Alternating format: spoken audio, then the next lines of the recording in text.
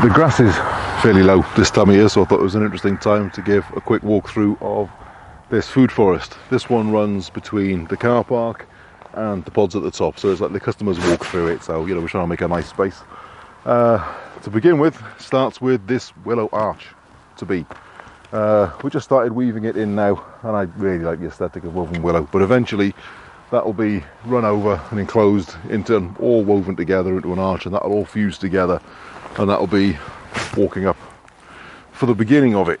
Now, oh yeah, and on the other edge of the food forest we've got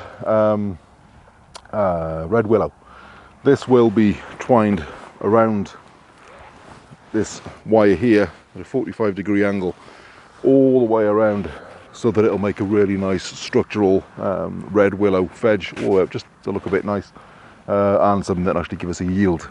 So that's the outer skin of it, and on the other side of it we've got Italian alder, and these are flying up. So these give us, see, they're virtually touching now in terms of branches, and these give us really good wind protection in summer. There's a few gaps where we've had plants die and we've got to swap them out, and they're not as big as they were, but the original ones that went in, you can see they're just, yeah, they're really coming on.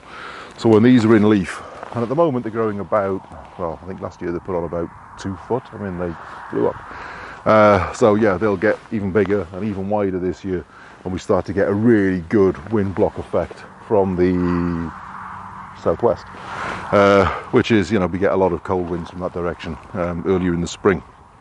So yeah, the actual food forest itself, we've got, right, let's see what we got. That's a Morello cherry as an understory. That's a cherry that will grow in the shade and will actually produce decent crops. So that's in there. This is a checkers, so that's like a relative of the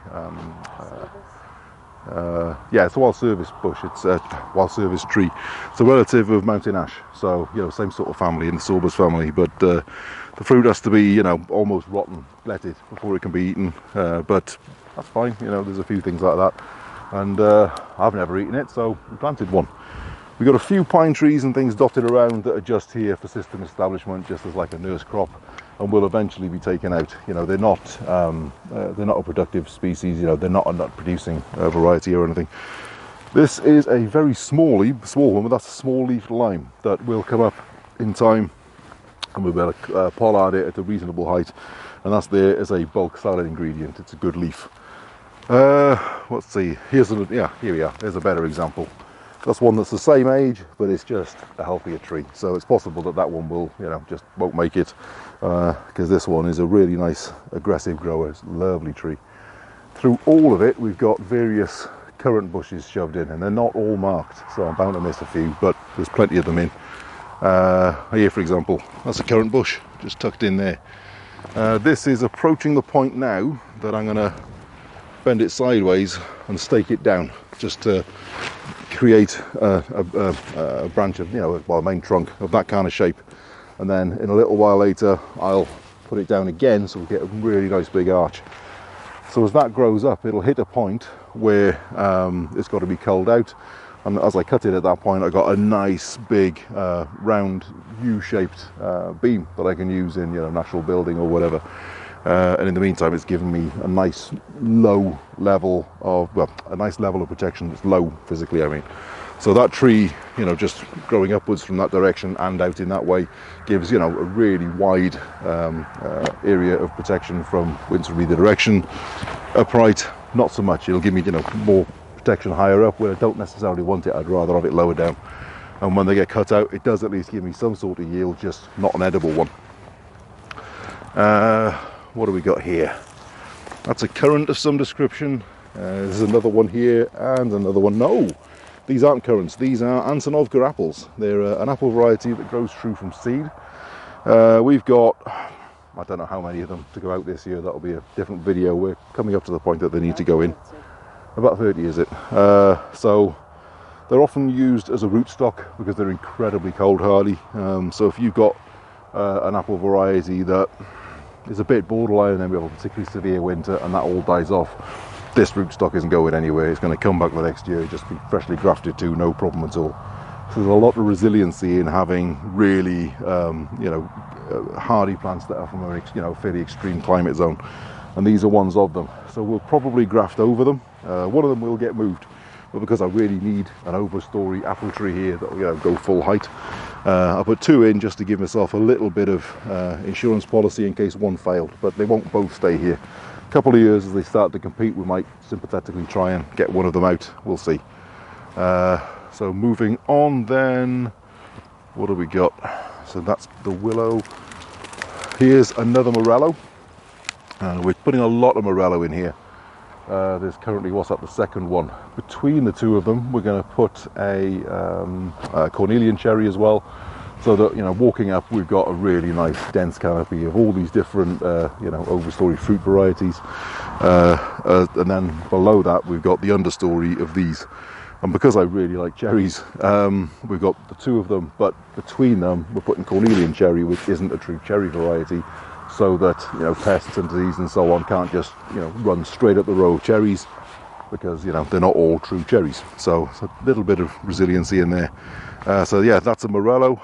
Then we've got there's a few things in that are from very early stage shelterbelt plantings. So this, for example, is, I think, either a bird cherry or it's a crab apple, and there's quite a few of those sort of things that are in that will probably be left alone and just kept as an understory. But if there's nothing else rushing to go in there that we want, it's something that we can at least have some sort of system function from. Let's have a look. What else have we got? Oh, we got that is Hazel. And there's a few of these that are right next to the path. So this, I like Hazel. They're a really nice understory tree. And we've got, on the other side, this of course is the Italian Alder double row of shelterbelt. Underneath that, we've got, because of course these lose the leaves in winter, so they're really good in summer, but not a huge amount of wind protection in winter. Underneath it, we've got this. This is Eleagnus Ebony. So relative of autumn olive, but it keeps its leaves all winter. And we've got them about every 4.5 meters. I'd like in time to interplant with some more and halve that distance, but at least we got some in the meantime. These left at this spacing alone though will in time, they fill in the space basically between here and the fence that needs replacing, but the old fence. And it'll go up to about 4 meters high. Really thick, dense, evergreen winter cover. So as we get winter storms coming in from the southwest, it'll give a huge amount of protection even in winter for everything that side of it. And then of course on the other side we got the willow, which will have a certain amount of biomass effect and screening effect even in winter. So this is becoming one of the more sheltered spots that we got on the croft. Oh yeah, so it's a nitrogen fixer, of course, really good, really fast growing species, but because it's not anything that's directly going to give us any sort of yield, we're using it as a kind of living trellis for throwing things up. This is a thornless Blackberry. So it's we've had it in a couple of years in a pot, and it's been really neglected, really abused, and it's struggled through. It's still survived. So yeah, it's finally time to put it into the ground. We've done a lot of planting this winter. So it's not going to do a great deal this year. This is its last year's cane. So that will now put out runners sideways that will produce fruit. But we'll let them deliberately trail on the ground because we want them to root, which of course it will, because we want to divide more and more of them, so we can have a decent run of Blackberry coming through. So as you walk through, you'll have all the cherries and stuff, all the overstory trees, and we'll have fruit going through this side. And in the ebbings as well. The Eleagnus Ebony does produce a fruit. It's not a spectacular one apparently, but pretty good. So, good for, jellies and jams and things like that, like just about every fruit is, I think. All the books say that, don't they? Good for jellies and jams. So that's, again, something else, stacking function, and that'll only come up to a couple of meters, even when they're healthy, and we'll just keep on top of training them so they don't become completely rampant. And with going for the thornless varieties, it means that if we find one that's got got thorns on it, we know that isn't a good, highly bred, high-yielding cultivar. That's just a wildling that we can take out before it gets a chance to spread. So, whereas if we come across ones that are thornless, we know it's one of these that's spread, and we can plant that somewhere else and get decent crop off it. So yeah, Hazel, which I've said. There's another Hazel here, and there's another Hazel here. So, as I said, Hasn't done a great deal, and then this last year it's put on about 6 inches, so I'm really optimistic about the hazels this year. That is a mountain ash, that's a rowan. Again, one of those things that will just, you know, they'll stay here until we got something that maybe further down the line we want to put in, but in the meantime it's really nice to have just trees in for the sake of diversity. This is a nice little thicket of elder, which is a weird property. If you get just an elder log and place it on the ground, it'll develop into it'll actually root down through the sides of the log and grow into a thicket of elder. It's a really fast way of generating, you know, good thick clumps of trees. That is a red currant, I think, and that's one that came with us from our last place. So we cut most of it off this year to force it to regenerate. It was getting, all the wood was getting a bit old. But so yeah, that's a nice big currant. We've got another pine tree that's just a nurse. This is a, yeah, so, right, we've got this little kind of grove, I suppose, of hazels. And as they come up and will, you know, spread outwards and upwards, we've got, as an overstory for that, because of course they're quite a short tree, like a multi-stemmed shrub really. This is a chestnut tree, and this is about the only highly bred chestnut that we've got. It was quite expensive, this one, but this has been put here to go to its full height as an overstory tree over the chestnuts, and there will eventually of course be, you know, currants and all sorts of did I say chestnuts? Yeah, so we got chestnuts, we got hazels, and below that we'll have soft fruit as well, you know, like currants and so on. So it's a lot of food stacked up on top of itself. We've got another Morello Cherry Den, again as an understory for the overstory chestnut tree. So we've got more currants, we've got more soft fruit here, more elder, which, as I said, you know, this again is one of those logs that just sprouted. So there's, you know, shoots here, I mean, all the way along, whoops, all the way out to here. You can see that was just a log that was placed in the woodland, and that's one 2 years ago maybe, and you can see that's a really healthy stand of elder. It's a really nice chop and drop. It's very easy to cut, so I'm not worried about having too much of it. So what we got, that is, I think that's a crab apple, but I'm not 100% about that one. You know, it's all stuff that, none of these are high value trees. The ones that I'm not sure about, the ones that were put in initially when we were just buying, you know, loads and loads of bulk trees to start getting the shelter belt established. So this sort of things, that they're kind of nurse trees, but you know, a good proportion of them will just stay anyway. More of the pine, of course, more hazel. Then we're into, where are we? That is a cherry plum, and all the cherry plum we found this with, we planted them I think in 2019, and over the next year, 18 months, they just all completely failed, they all died. But a lot of them have now come back with little shoots from the base, and some of them can be, you know, perhaps 2 foot long. So that's really cool, and I'm glad we didn't just take the canes out, because we're going to get some of them. Similar thing as all the others, and I think that's a crab.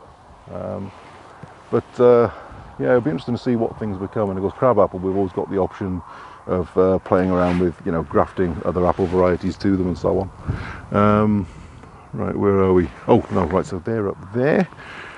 As we carry on up this, I mean, you can see, you know, they're pretty respectable trees considering, you know, these were the pioneers. There was an empty field when these got planted out. I think that's another crab apple. We put a lot of crab apple in this section because it's visible from the car park, and I really like crab apple blossom. We've got, oh, here we go. That is a rose. That's you know, like a dog rose. This is a different nitrogen fixation species. This is sea buckthorn. Thank you. And we've got a nice little run of 3 of them, and they've done really well. These, we got some that we brought in from seed. We got some of, you know, really nice genetics that we imported from the US. These are just generic, cheap, you know, bare root trees that we bought, but some of them come on really well. There's some more of it in the eastern shelter belt as well. But so what we've got behind that, we've got buddleia here, and there's a lot of buddleia throughout the whole system, again just to be there for system support, for pollinator attract and so on. That, I think, yeah, that is definitely a bird cherry, so that's just there for system support and, when a wildlife habitat and so on, just for the sake of biodiversity, and that'll probably stay. That one's a nice tree. We've got another Morello here, So that's what, 3 Morello so far in this run, and I'm still fancy another one halfway up. Ah, right. Now this is a hardy kiwi. We tried doing hardy kiwi a couple of times. They like it a bit more sheltered than we got it, but we had them about 2 years old, I think. Really healthy trees, really healthy plants, ready to come out probably about a year later. And that winter, for reasons we don't know, they just died in the greenhouse. That was it. They failed utterly. So I don't want to make that mistake again. So they brought them out when they're a bit smaller than they would normally be. But we'll see how they do. And we're going to do a lot more of it because, you know, hardy kiwi in the Highlands just sounds fun, doesn't it? So that is the male, because you need a male and female. That is a female, and the next one then is one that we brought on a whole batch of them from seed. And we had one take, just one plant, but it's a really big, aggressive, healthy plant. So we've stuck that out and we'll see what it does. We're going to put more of them in as well. But again, the same as the thornless blackberry. Yeah, blackberry. I always get blackberry and blackcurrant wrong in my head when I say it, so I always pause before saying blackberry. Same as that, these will be trained up through these trees at about 1.5 meters, 2 meters height through the whole run. And it's just hard to imagine now, but you can't see through here in summer because, you know, these once they're leafed out, it's a, you know, a pretty solid wall of green. So they'll use that as a living trellis and spread out. So even on the side that, you know, theoretically is just the outer skin of the shelter belt, we'll be getting something, because especially for a good long while yet, it's like an edge of woodland effect because we've got the path running through it. We've only got the one row of trees. There will still be a certain amount of dappled light coming through, so it'll always do reasonably well. So that Morello is the understory for this tree here, and that is a Japanese raisin tree. Again, something we grew from seed. I think this is in its 3rd year now, and it's been neglected, abused, left in pots, dried, waterlogged, you name it, and it's just kept shrugging it off. So that's gone into I don't do this to trees deliberately, by the way. Some of this, the early ones we got before we got the tree nursery, as good as it was, left some things to be desired. But the trees that survived that early days are really healthy. So yeah, so that's a really healthy tree and a really cool one. I'm really pleased with that. And that is a currant of some description. I think there's a gooseberry around here somewhere as well. I keep losing it, but anyway. Moving on then, we've got, whoops. That's another bird cherry, I think. We think it's a reddish bark, so it's probably a bird cherry. And then in here we've got, for example, that's a currant. I mean, there's loads of currants in here, but you just don't necessarily see them because they're not marked. But there's a whole understory of them. This is a crab, we think. So we might graft to one of them, but then leave the other one as a crab just to do its thing. And then as, what else have we got? That is another, there you go, that's another one that's done it. That's a plum, yeah, cherry plum, we think. And that, again, has gone quite well. And it's, you know, just died utterly on top, but the bottom of it is, well, it's 2 foot high now, looking really well. And then we've got a second Japanese raisin here. There'll be some more understory trees and plants through between them. And at the top end here, we've got another willow arch that's just started to be woven together now. And that'll be tied into the red willow on this side as well, which will continue all the way down and around. But these, again, will go right overhead into a nice archway. There's the smallest water harvesting swale. And that again has got Eleagnus Ebony on it. But again, it's just a pioneer species. There'll be more stuff coming through eventually. We've got 2 Saskatoon, there's one here and there's another one just there under the other cane. So yeah, Juneberry, so that's something that we put in this year and they've done really well. And we've got, where is it? Ah, here we are. And we've got a single wych elm, again from the early stages. No, there's another one there actually, a second wych elm. From the early stages of putting in the very early shelter belt. So yeah, that's most of the overstory trees. Most of the overstory trees in. I want to put in a couple of Pyrus communis rootstocks this winter, so that we can graft a really nice overstory pear tree, you know, full height on a really hardy rootstock. I think there's room for 2 really good full height trees still running through there, and one of them here. So It's nice to have a little bit of capacity for, you know, finding a really cool tree in a couple of years.